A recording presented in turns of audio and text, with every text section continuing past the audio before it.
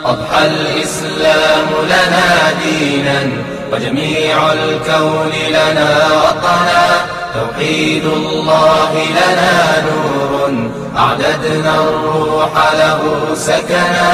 أضحى الإسلام لنا دينا وجميع الكون لنا وطنا، توحيد الله لنا نور أعددنا الروح له سكنا. الكون يزول ولا تمحى. إن الحمد لله نحمده ونستعينه ونستغفره ونعوذ بالله من شرور أنفسنا وسيئات أعمالنا، من يده الله فلا مضل له ومن يضلل فلا هادي له. أشهد أن لا إله إلا الله وحده لا شريك له، أشهد أن محمدا عبده ورسوله صلى الله عليه وسلم. يا أيها الذين آمنوا اتقوا الله حق تقاته ولا تموتن إلا وأنتم مسلمون. يا أيها الناس اتقوا ربكم الذي خلقكم من نفس واحدة وخلق منها زوجها وبث منهما رجالا كثيرا ونساء، واتقوا الله الذي تساءلون به والأرحام إن الله كان عليكم رقيبا. يا أيها الذين آمنوا اتقوا الله وقولوا قولا سديدا يصلح لكم أعمالكم ويغفر لكم ذنوبكم، ومن يطع الله ورسوله فقد فاز فوزا عظيما. فإن أصدق الكلام كتاب الله، وخير الهدي هدي محمد صلى الله عليه وسلم، وشر الأمور محدثاتها وكل محدثة بدعة وكل بدعة دلالة. أما بعد، بسم الله الرحمن الرحيم. L'explication des trois fondements et leurs preuves du cheikh Mohammed ibn Abdel Wahhab. Donc on va expliquer ce livre qui est une base de connaissances dans l'Aqida. On va l'expliquer par un cheikh, par l'explication d'un cheikh qui s'appelle Abdul Aziz Dakhil al-Mutiri. Donc le livre Al-Usul al-Thalatha est un livre qui a été conseillé par les savants de l'étudier, de le mémoriser si c'est possible. Pourquoi? Parce que c'est une base dans les sciences de l'Aqida, et que dans Usul al-Thalatha vous verrez qu'on traite du shirk, on traite du tawhid, on traite de l'hijra, et juste à la fin du livre, le cheikh Mohammed Abdel Wahhab, il a consacré tout un chapitre au tawarit. Aussi, on peut traiter aussi dans le livre Al-Usul al-Thalatha de question du takfir. Donc le cheikh dont je me suis basé pour faire ce cours, Abdul Aziz al-Dakhili al-Mutiri, avant de commencer son explication de ce livre, d'abord il va faire une introduction sur le fait de rechercher la science et la méthodologie d'étude dans l'Aqida. Pourquoi il fait cette introduction? Pour montrer l'objectif de la science, pour montrer l'importance de la science. Car si on ne connaît pas l'importance de la science, on risque d'être négligent dans l'acquisition de cette science. On risque de ne pas être motivé dans l'acquisition de cette science, or que la science islamique est la chose la plus importante. Et vous devez savoir, et je suis sûr et certain que vous le savez, que la disparition de la science a été la cause de l'apparition du shirk dans l'humanité. Le shirk, il n'est pas apparu comme ça du jour au lendemain. Le shirk, il est apparu à cause de la disparition de la science. Comme il nous a dit Ibn Abbas, que quand Allah Ta'ala a créé Adam alayhi salam, les êtres humains, ils sont restés 1000 ans sur le tawhid, 1000 ans dans l'adoration d'Allah sans lui donner d'associé. Donc 10 siècles. Donc à la base, les êtres humains étaient sur le tawhid. Mais comment le shirk est apparu? Le shirk a commencé à apparaître lorsque 5 hommes pieux, comme le relate Ibn Abbas, sont morts. Et Shaitan a inspiré au peuple de ces hommes pieux de se recueillir là où ces hommes pieux faisaient l'i'tiqaf, c'est-à-dire là où ces hommes pieux ils faisaient des méditations, où ils pensaient, où ils se recueillaient pour Allah Azza wa Jal. Et puis par après, Shaitan a fait une autre inspiration. L'inspiration que Shaitan a fait, c'était de les représenter. Et puis quelques siècles passèrent, comme il a dit Ibn Abbas, la science a disparu et ils ont été adorés. Donc, ces hommes pieux ont été adorés quand la science a disparu. Ce qui nous montre encore l'importance de la science. Car la disparition de la science sera toujours la cause de l'égarement. Et Cheikh Al-Khudair, il explique dans Kitab Tawhid que la disparition de la science peut se faire de plusieurs manières différentes. Parmi les manières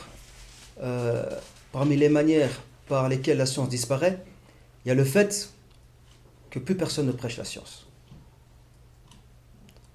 Il y a le fait que plus personne pratique la science, etc. Donc d'où l'importance à la communauté musulmane toujours de s'instruire. Et comme dit un poète dit que la science est un océan et la vie dont tu disposes pour acquérir cette science est courte. Donc commence par le plus important vers le moins important. Et le plus important des sciences, c'est connaître Allah et son prophète. Sallallahu alayhi wa sallam.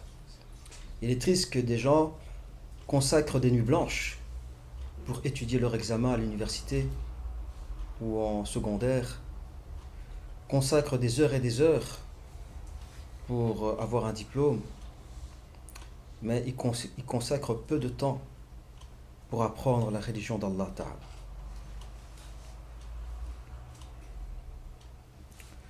Et si on a une mauvaise représentation de l'intérêt d'apprendre la science, on aura peu de motivation. Car la motivation, comme vous le savez, c'est un principe moteur dans le processus, dans l'apprentissage. Comme dit un poète, tu auras ce que tu veux par la grandeur de ta motivation. Au plus tu es motivé, au plus tu auras ce que tu désires. Et quelqu'un qui se dit j'aime Allah, je vais adorer Allah Ta'ala, mais il n'est pas motivé dans l'apprentissage de la science, c'est qu'il y a un problème. Et entre parenthèses, Omar ibn Khattab, il prenait congé un jour sur deux pour aller s'instruire chez le prophète sallallahu alayhi wa sallam. Ce qui montre l'importance que les compagnons donnaient à cette science. Car lorsqu'on donne plus d'importance à la science, c'est le début du déclin d'une personne et de la communauté. Donc en cherchant la science, va débuter la participation de l'être humain à la construction d'une communauté musulmane scientifique et non ignorante. Car quand on a une communauté musulmane ignorante, c'est à partir de là que l'égarement commence. Quand on voyait, par exemple, vous allez au Maroc, regardez où le shirk est fait dans le Maroc. Le shirk est fait toujours dans les villages, dans des endroits où les gens n'ont pas accès à la connaissance. Et être ignorant, c'est quelque chose de très mauvais. La preuve, c'est que dans le Coran, je ne sais plus quel prophète a fait cette dua, où il a demandé à Allah Ta'ala de le protéger de le protéger du fait de faire partie des ignorants. Si un prophète a demandé la protection de faire partie des ignorants, que dire de nous, simples êtres humains qui ne sont pas des prophètes? Et d'ailleurs, il y a la parole de Ibn al-Qayyim, donc je vais vous dire le sens parce que je l'ai oublié, où il dit, ce qui construit le monde, c'est la science. Ce qui détruit le monde, c'est l'ignorance. Et lorsque la science apparaît dans un endroit, apparaît dans un lieu, les gens qui habitent cet endroit, leur bien va augmenter et leur mal va diminuer ou bien disparaître. Et lorsque l'ignorance est dans un endroit, le mal des gens va commencer à apparaître, à naître. Donc on voit à travers la parole de Ibn al-Qayyim que la science est une cause de la protection de la communauté musulmane. C'est pour cela, si tu veux détruire une communauté, on va toujours détruire, ses sciences, ses connaissances, etc. Et entre parenthèses, il y a un fait qui s'est passé, je crois, en Estonie, où il y a eu un bug informatique. Donc les gens se sont retrouvés sans PC. Et une des causes qui fait que les gens se sont retrouvés sans PC, parce que les gens ne savaient plus comment fonctionnait un PC, comment on répare un bug informatique. Donc dans cette actualité, on voit que lorsque un peuple n'a pas la science et qu'il y a un problème, elle est désarmée. Si la communauté musulmane n'a pas accès à la science dans l'Aqida surtout, mais les portes de l'égarement, les portes des ambiguïtés seront ouvertes à elle, etc. Maintenant, quelles sont les thématiques que le cheikh qui va expliquer le livre va traiter dans cette introduction? Premièrement, il va parler du besoin de la communauté de la guider. Deuxièmement, il va parler de l'inimitié de Shaitan envers l'être humain et l'influence de cette inimitié dans l'égarement de la communauté. Troisièmement, le livre et la Sunna contient la meilleure des guidées. Quatrièmement, sortir des obscurités à la lumière est une conséquence de la guidée. Cinquièmement, la guidée s'obtient que par la science profitable. Sixièmement, le mérite de demander la science. Septièmement, insister à apprendre la science profitable et la mise en garde contre la science qui ne profite pas. Huitièmement, je n'ai pas su le traduire. Neuvièmement, la méthodologie proposée pour étudier l'Aqida. Et dixièmement, l'importance d'étudier les prêches réformistes. Quand on dit les prêches réformistes, c'est-à-dire que ici, le cheikh va parler par exemple notamment de Ibn Taymiyyah, qui est arrivé à une époque où les musulmans étaient en déclin sur certaines choses, et ça rejoint un peu le rappel du frère, que lorsqu'on vit dans une période de déclin, s'inspirer comment nos prédécesseurs ont fait, comment ils ont agi, quelles stratégies ils ont mis en place pour sortir la communauté de ce déclin. Donc, onzièmement, il va parler des particularités de la prêche du cheikh Mohammed ibn Abdel Wahhab.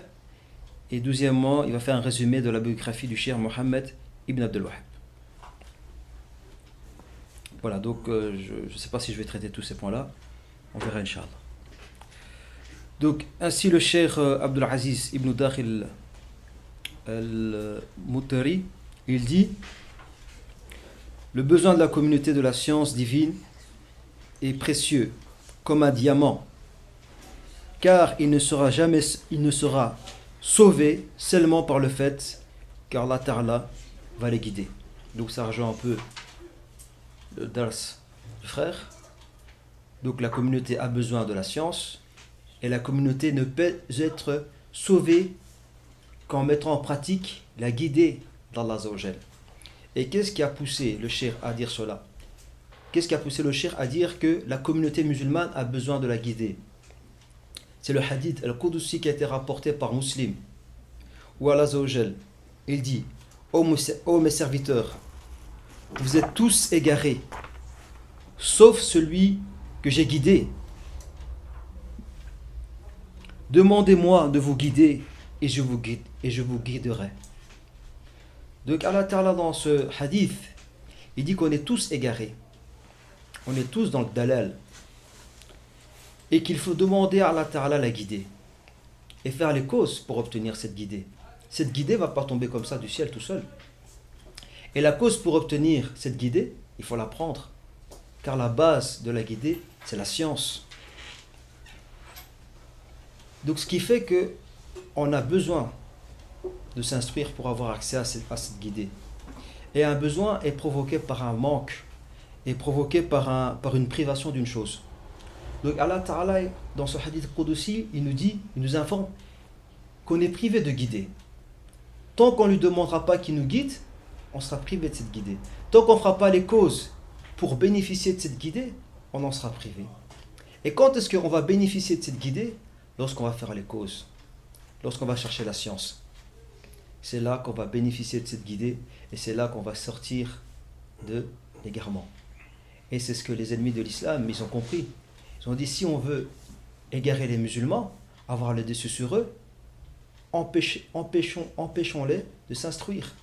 C'est pour ça aux États-Unis, comme vous le savez, enfin aux États-Unis, en Arabie Saoudite, ils ont proposé.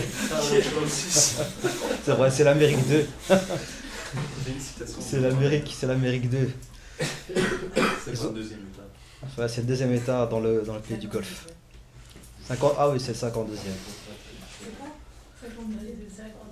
Donc, ils ont proposé de interdire l'instruction de l'alliance et des aveux pour maintenir les gens dans l'égarement, pour que les jeunes ne puissent pas profiter de la guidée d'Allah Azza wa Jal. Et le fait de ne pas chercher la science, qui est un besoin qu'on a parce qu'on a été privé de la guider, car Allah Ta'ala nous a créé ainsi, c'est comme une personne qui a soif et qui ne veut pas chercher à boire. Qu'est-ce qui va se passer? Il va finir par mourir.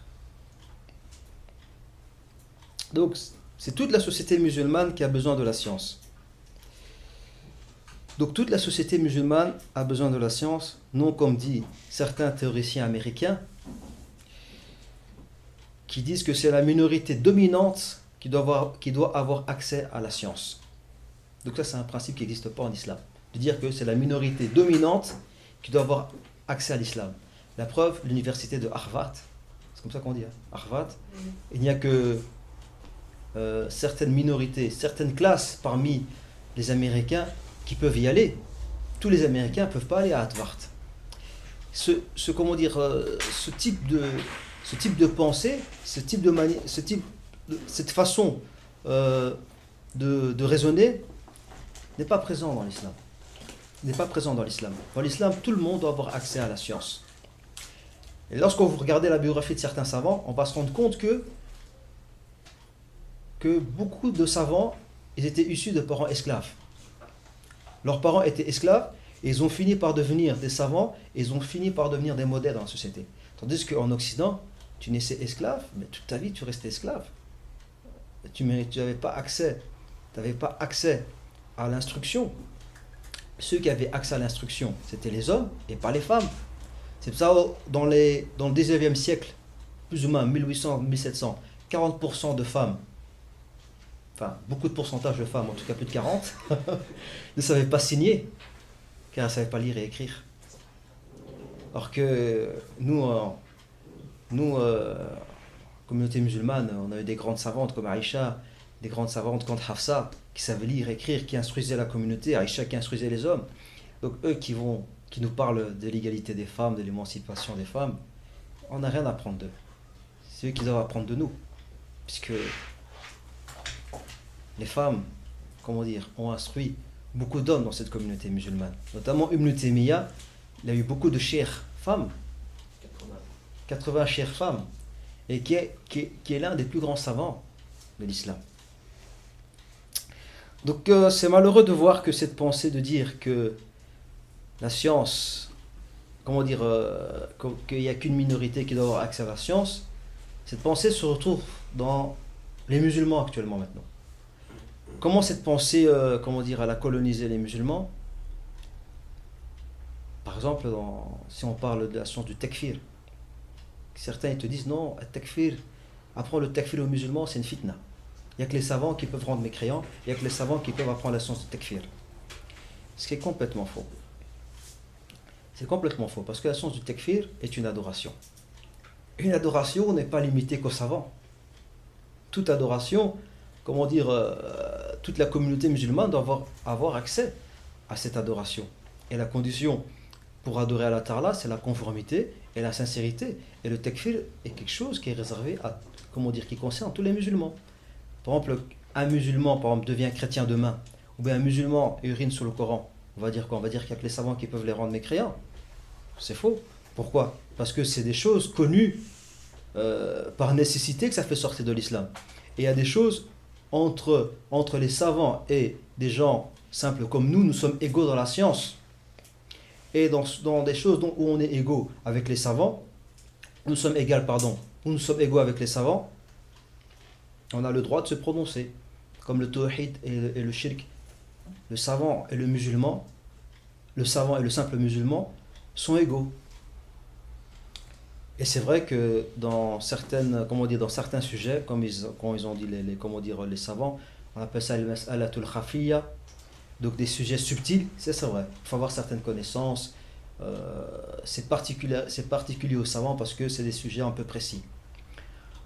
Et la science du takfir, si aujourd'hui on essaye de faire peur aux musulmans du takfir, au point que certains musulmans croient que c'est un acte pieux de ne pas rendre mécréants, et c'est un acte, d'égarement de rendre mécréants les gens, c'est pour maintenir les gouverneurs arabes sur leur place, sur leur trône, et que la communauté musulmane ne puisse pas les rendre mécréants. Et en plus, entre parenthèses, dans l'histoire de la communauté musulmane, on a eu Al-Hajjaj Thaqafi, qui était un gouverneur d'un État parmi les États islamiques, qu'il y avait. Il avait fait beaucoup de mal. Et les savants, ils avaient divergé sur sa mécréance. Il y en a qui l'ont rendu mécréant, il y en a qui ne l'ont pas rendu mécréant. Et ceux qui rendaient Al-Hajjaj mécréant, ils critiquaient ceux qui ne les rendaient pas mécréants. Ils disaient, qu'est-ce que les gens ils ont à ne pas rendre Al-Hajjaj mécréant? Ceux qui ne rendaient pas Al-Hajjaj mécréant, c'était ceux qui n'avaient pas beaucoup d'informations sur lui. Non. Et de plus, il y avait Taous ou bien Atta. À un moment donné, malgré qu'il ait fait avec la loi d'Allah, à un moment donné, ils l'ont rendu mécréant. Parce qu'il avait fait. Mais. Il avait tué des compagnons. C'est un des seuls crimes que j'ai en tête. Bref. Ici, ce que je voulais mettre en évidence, c'est que chez les salafs, on blâmait ceux qui ne rendaient pas mécréant quelqu'un lorsque on estimait qu'il était mécréant. Et aujourd'hui, c'est le contraire. Aujourd'hui, on blâme celui qui rend mécréant. C'est toi qui mérite d'être mécréant. Je peux le poser maintenant ? Est-ce que vous pouvez noter vos questions? Ça ne vous dérange pas.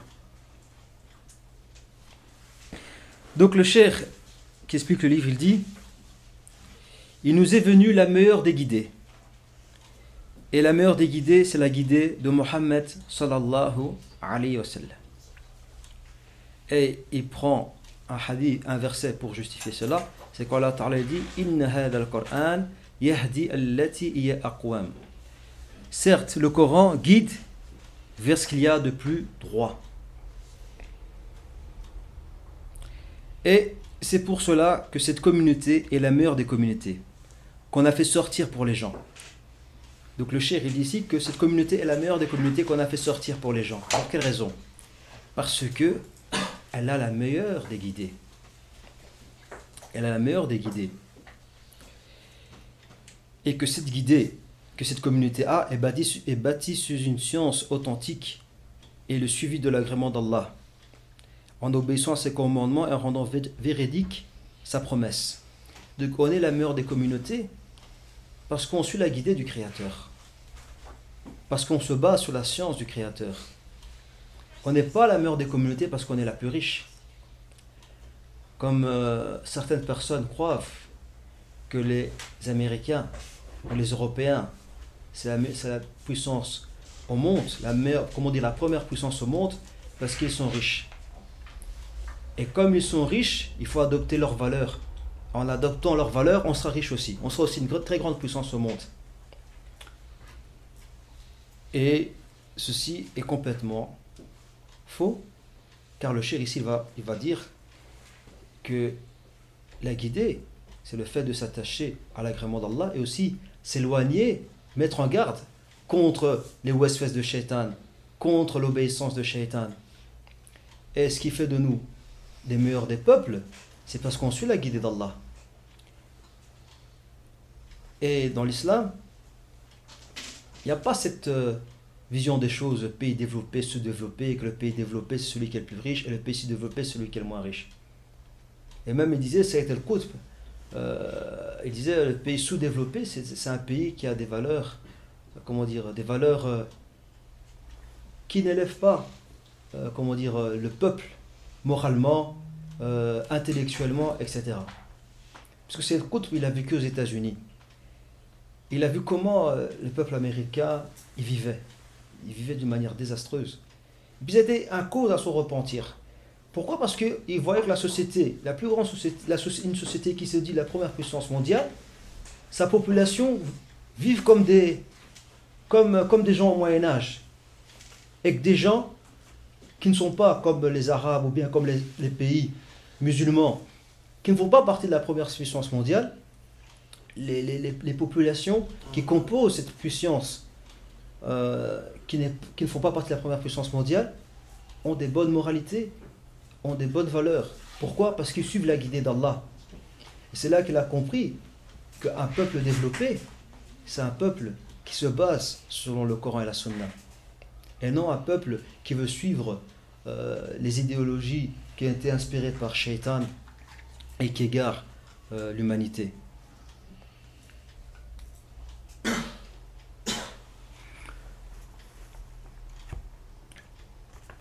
Donc on sera la meilleure communauté, donc ça rejoint encore une fois le cours du frère, lorsqu'on suivra la guidée d'Allah. On sortira du déclin lorsqu'on suivra la guidée d'Allah. Pas parce qu'on est riche, bien pas parce qu'on a les meilleurs des puces, on a les meilleurs,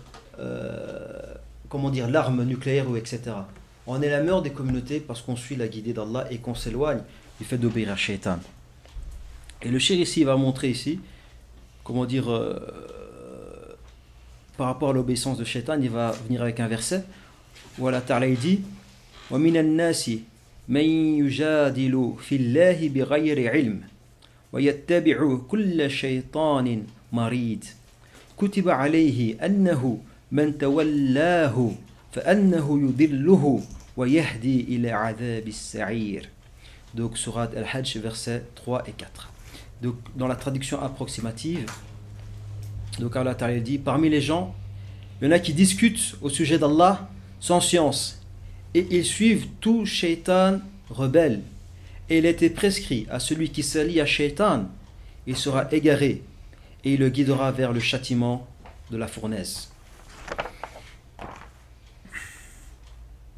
Donc, on voit qu'Allah Ta'ala nous informe dans ce verset que il y a une catégorie de gens qui discutent au sujet d'Allah sans science. Ils ne se basent pas sur la guidée d'Allah pour discuter au sujet d'Allah. Et que celui qui ne se base pas sur Allah, qui ne se base pas sur la guidée d'Allah, il va se baser sur qui? Il va se baser sur les inspirations de Shaitan. Donc c'est impossible qu'une personne qui ne se base pas sur la guidée d'Allah, qui ne se trouve pas sur une autre guidée. Soit c'est l'un, soit c'est l'autre. Il n'y a pas de guidée intermédiaire. Et Ibn Kathir a dit dans son tafsir, il dit c'est la situation des partisans de l'égarement et de l'innovation, de ceux qui se détournent de la vérité et suivent le faux. Ils délaissent ce que Allah a révélé à son messager comme vérité claire et suivent les paroles des leaders, des chefs de l'égarement, des prêcheurs de l'innovation, par passion et opinion personnelle. C'est-à-dire que ces leaders, ces chefs de l'égarement, ils appellent à leur opinion personnelle et ils prêchent par passion.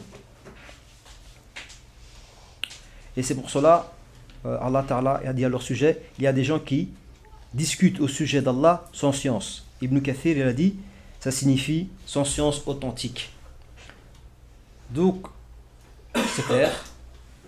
Ibn Kathir, il dit, le fait de discuter au sujet d'Allah sans science, c'est une caractéristique des gens de l'égarement, des gens qui suivent leur passion.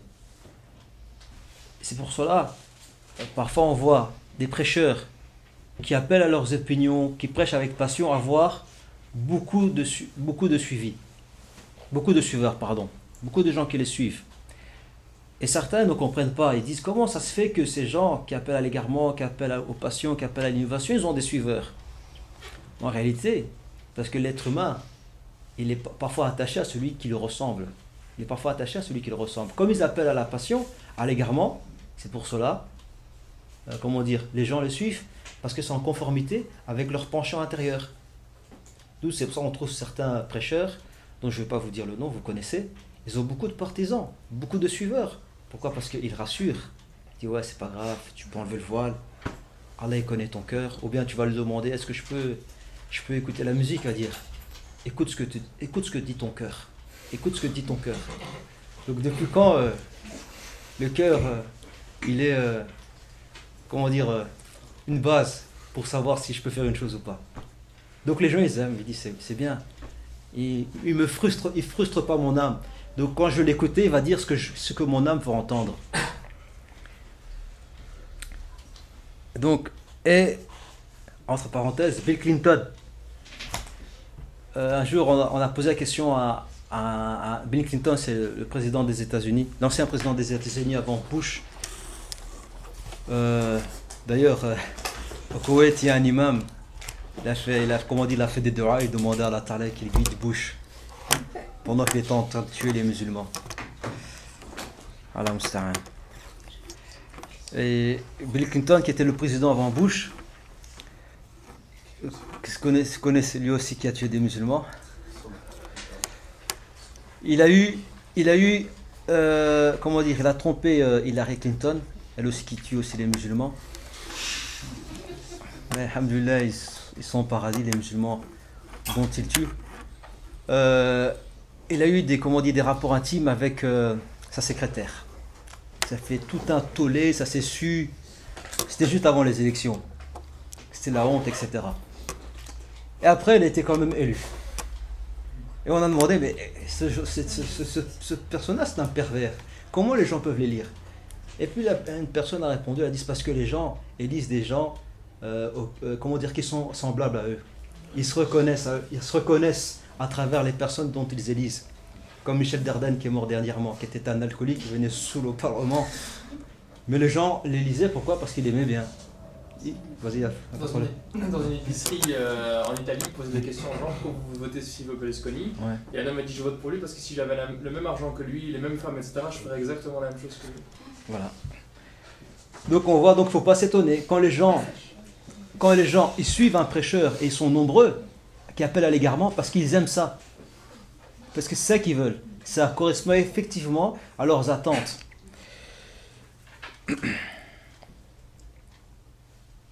Donc, comme je dis, on constate inévitablement que celui qui parle d'Allah sans science, ou bien qui va parler des choses de la vie sans science, il va inévitablement suivre le diable. Et effectivement, on a vu beaucoup de théoriciens dans leurs propos qu'ils étaient inspirés par le diable. Certains théoriciens, occidentaux et autres, qui ont parlé de certaines choses de la vie, dans leurs propos, on voit effectivement qu'ils ont été inspirés par le diable. Je dis ça pourquoi? Pour montrer que ce verset est confirmé par notre réalité. Que celui qui veut parler de certaines choses sans se baser sur la science d'Allah, il va automatiquement être inspiré par le diable. La preuve, parmi ces théoriciens, on a Freud, qui est enseigné dans toutes les écoles. Pourtant, qui est enseigné dans toutes les écoles, en secondaire, à l'université, mais pourtant, on a une biographie de cet homme. Cet homme était un drogué. Cet homme, il a trompé sa femme avec la sœur de sa femme.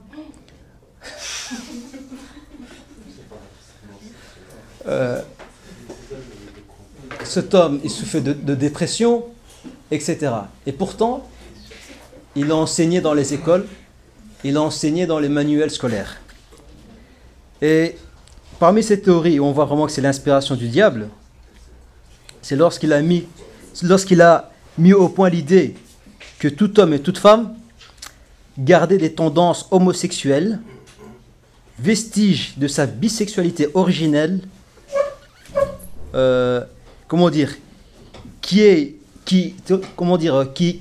qui apparaît avant d'acquérir une orientation sexuelle.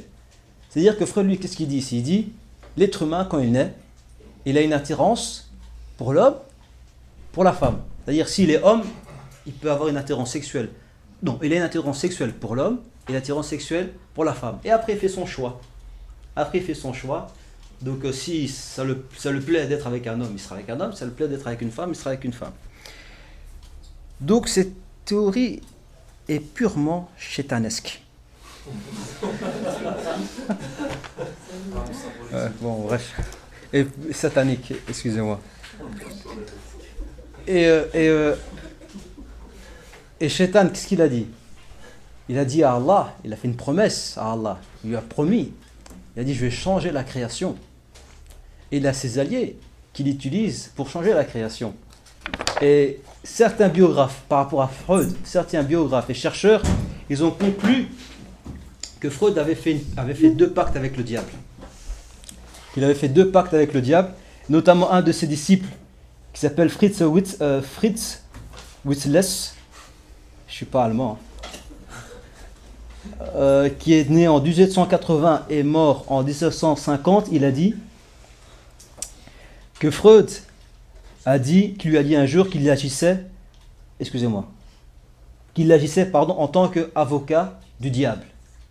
Il lui a dit oralement qu'il agissait en tant qu'avocat du diable. Même il a un article où il faisait l'éloge, où il justifiait il y avait un homme qui était, qui était acteur, ou bien il faisait des pièces de théâtre, etc., qui avait fait un pacte avec le diable, et il disait que, c'était une bonne chose d'utiliser le diable pour sortir de la dépression, etc. Donc, par rapport au verset dont je viens de lire, la suite est très intéressante, où Allah Azza wa Jalla dit « Kutiba alayhi annahu man tawallahu fa annahu yudilluhu yahdi ila adab as-sa'ir » Donc Allah Azza wa Jalla dit « Il a été prescrit à l'égard de ce dernier qu'il égarera quiconque le prendra pour allié et qu'il le guidera vers le chemin de la fournaise. » Donc ici, les savants, ils ont expliqué, comme le savant Al-Mujahid, ils ont dit ici, c'est que quiconque prendra Shaitan comme allié, voilà,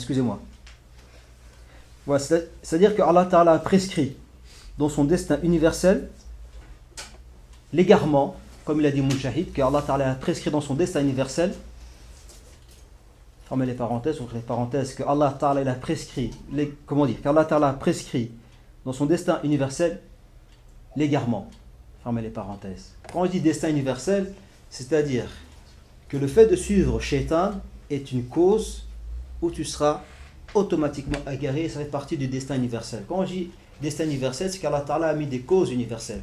C'est que lorsque ces causes-là, tu les fais, il y a un effet qui se produit. Exemple, quelqu'un qui tombe de 12e étage et qui n'a pas d'amortisseur, c'est sûr et certain qu'il va mourir. Car c'est une cause universelle de tomber du 12e étage et de mourir. Tu lances quelque chose, ça retombe par terre, c'est une cause universelle que ça retombe par terre. Pourquoi? Parce que ça fait partie de la loi de la pesanteur. Donc ici, Mujahid veut nous faire comprendre que celui qui s'allie à Shaitan, c'est sûr et certain qu'il sera égaré. C'est sûr et certain. Et même s'il a une bonne intention, il va s'égarer. Et l'alliance à Shaitan, c'est le fait de le suivre. C'est le fait de le suivre dans son égarement. La preuve de tout ce que je dis. Adam alayhi salam, comme vous le savez, Allah Ta'ala, quand il a créé, après qu'il a informé aux anges le nom des choses, il lui a interdit de manger un fruit de l'arbre. Et ce n'est pas la pomme. Car certains musulmans croient que c'est la pomme. Ce n'est pas la pomme. Le fruit, on ne sait pas. Enfin, le verset ne dit pas que c'est la pomme. Il faut voir le tafsir, excusez-moi.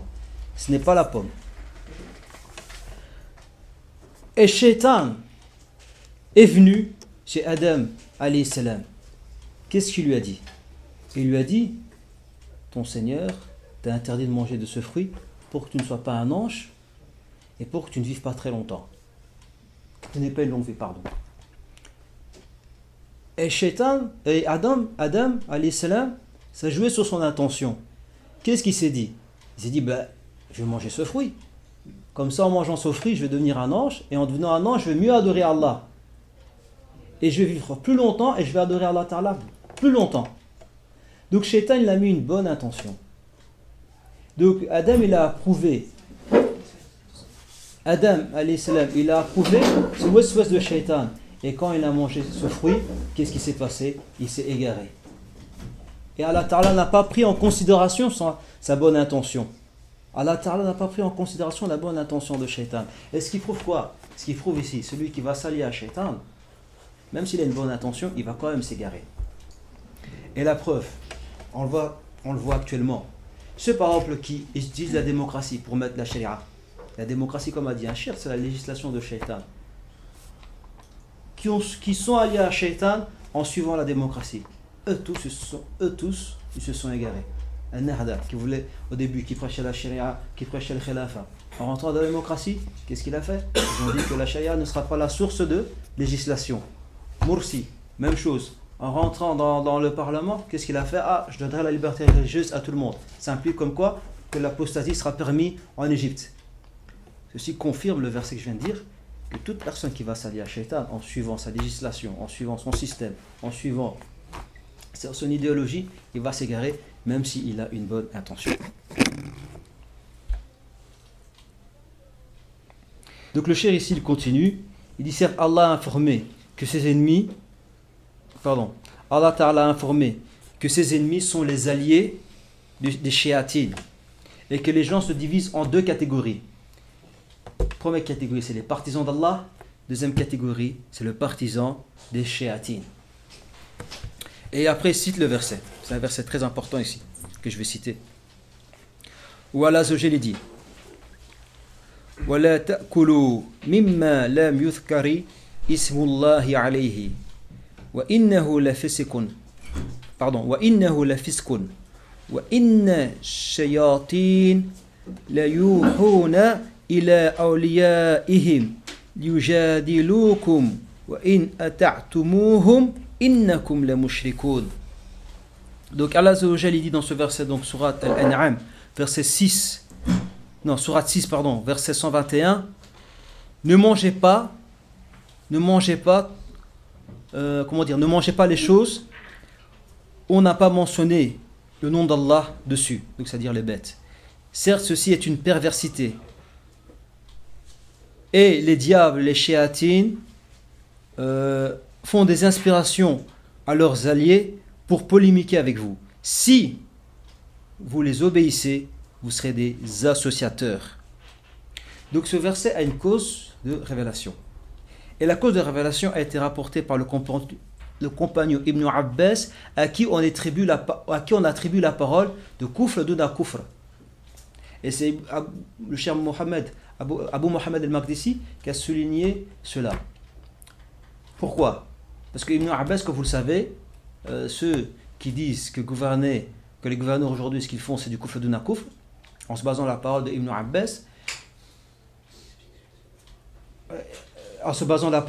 Abbas,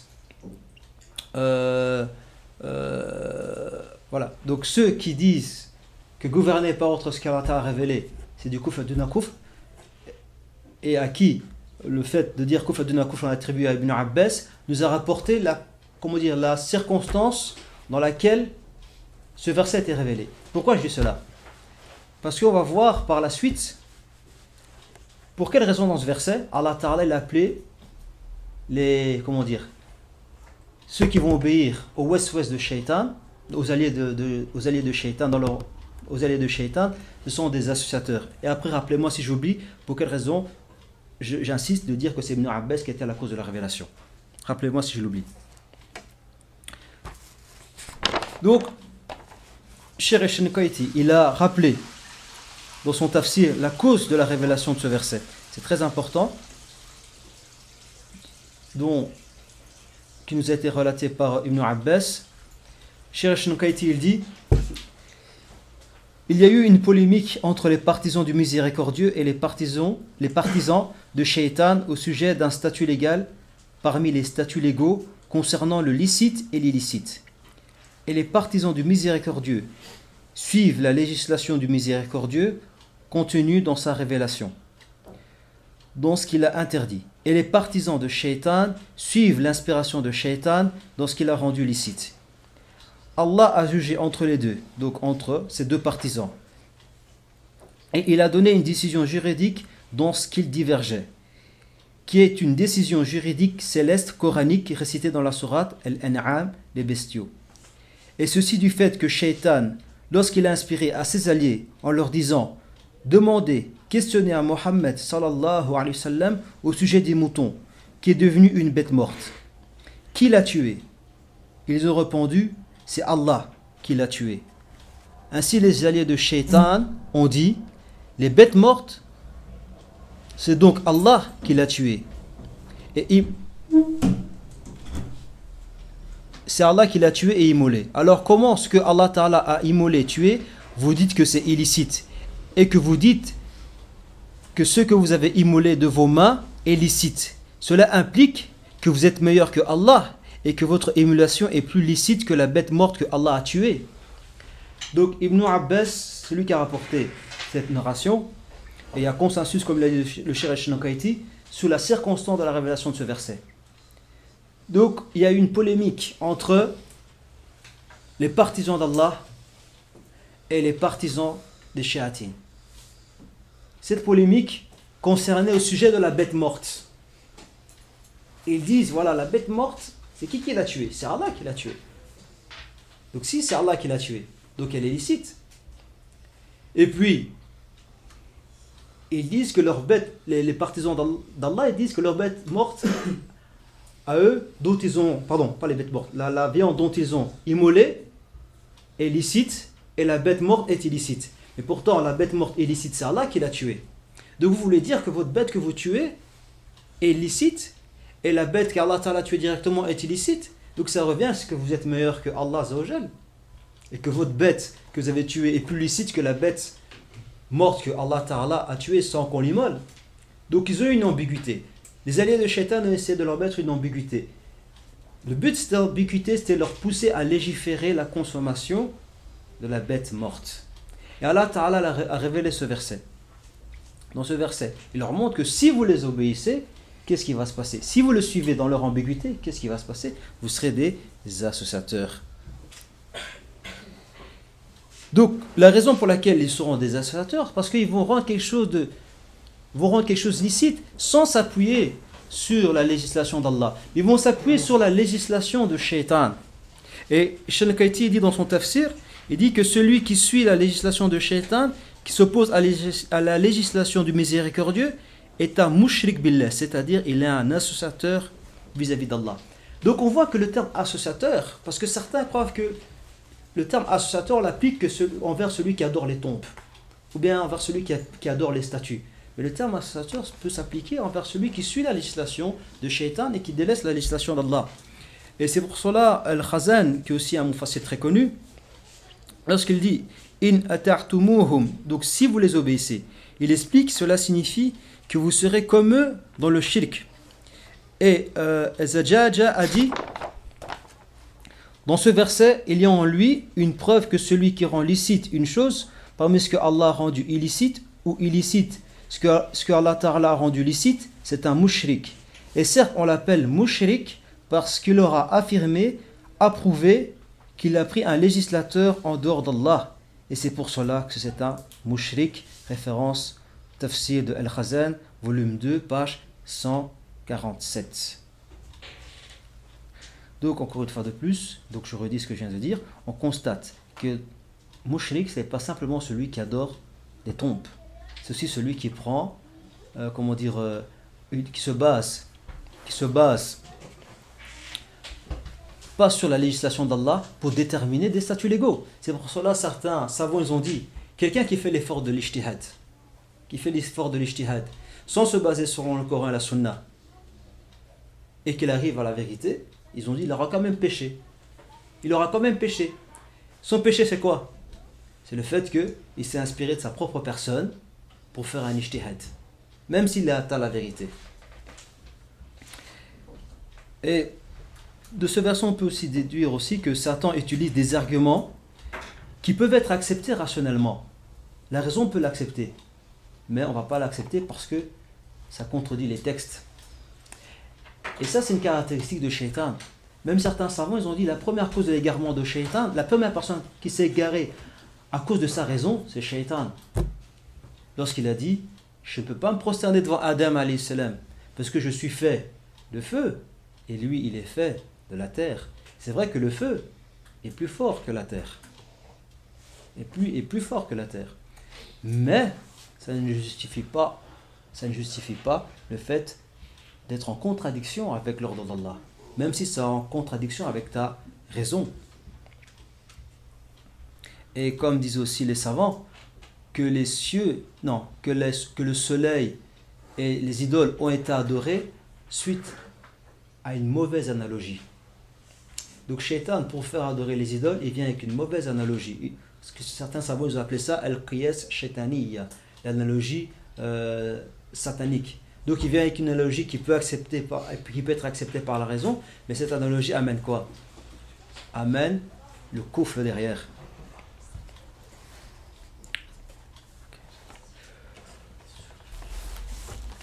Donc, on va continuer. Donc il dit ici, le cheikh il dit ici, comment dire, la lutte, la guerre de Shaitan envers les êtres humains, son objectif dans cette guerre, c'est les égarer. L'objectif de Shaitan dans cette guerre, c'est égarer les êtres humains. C'est pour cela, celui qui se tait face à une vérité, le prophète sallam l'a appelé un Shaitan muet, qui se tait de dire une vérité. Les gens ils sont dans l'égarement et il ne dit pas aux gens, il ne condamne pas le fait que les gens sont dans l'égarement, c'est un Shaitan muet. Pourquoi? Parce qu'il a une caractéristique avec Shaitan, c'est qu'il voit l'égarement, il n'essaie pas de le changer.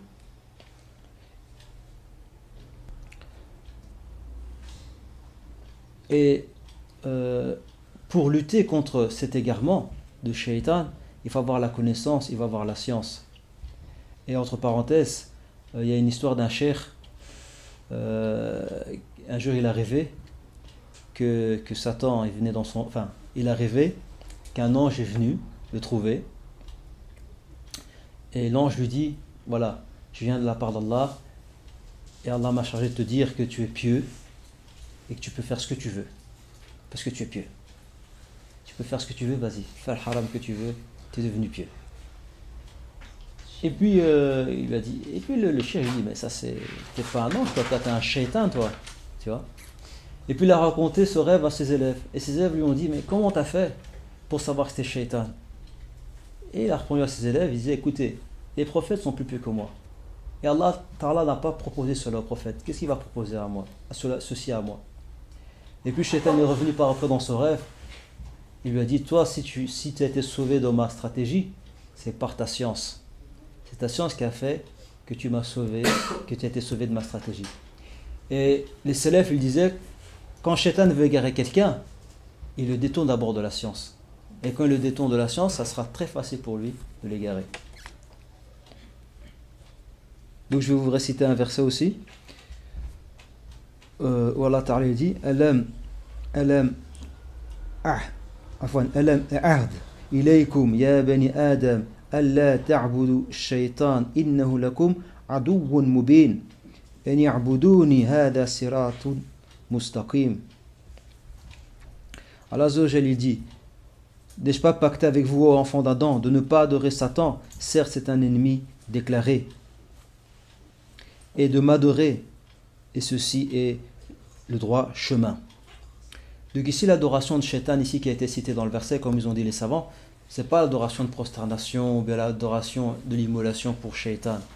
Ici, c'est l'adoration de l'obéissance dans la mécréance. La preuve, c'est que qu'est-ce qu'il a dit Ibrahim alayhi salam? Ibrahim alayhi salam, il a dit à son père, Ya abati, la ta'budu shaitan, inna shaitana kana li rahman asiya. Il dit, oh mon père, n'adore pas Shaitan. Certes, Shaitan est pour le miséricordieux un n'être désobéissant. On sait très bien que le père de Ibrahim, il n'adorait pas Shaitan. Mais pourquoi Ibrahim alayhi salam, il a dit à son père de ne pas adorer Shaitan? Parce que Shaitan est la source et la cause de l'inspiration qui amène au kufr.